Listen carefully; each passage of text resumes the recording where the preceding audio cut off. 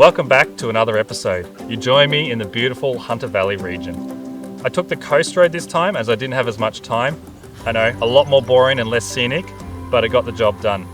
I'm down here this time for two reasons. The first being customer testimonials from Mahindra Australia. I'm going to catch up with my mate Chris, who's got an automatic pickup with 40,000 kilometres on it. It's going to be a pretty good one to capture. The second is Valley Express.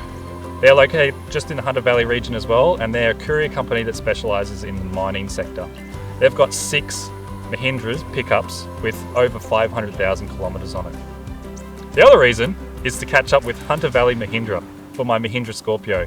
Since my last episode, I've done an extra 5,000 kilometres, which means it's due for its 10,000 kilometre service. I'm also here for the first modification, some would say the most important one, and that's upgrading the tyres from the stock highway ones to all-terrains. Anyway, I'm going to finish having my coffee, have a little bit of breakfast, and I'll see you at Hunter Valley Mahindra.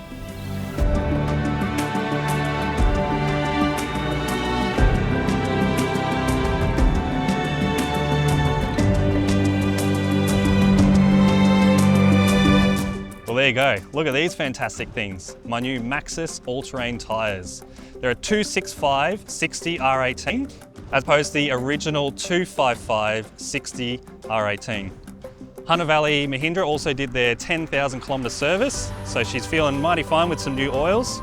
But while I'm here, check out this beast behind me.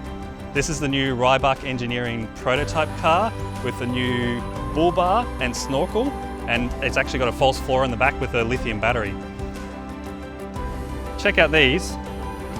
They've told me that this is their new package, which is a 265/60 R18, like what I've got now, with these new black rims on there. They asked me if I wanted to upgrade to that, but I just wasn't sure at the moment.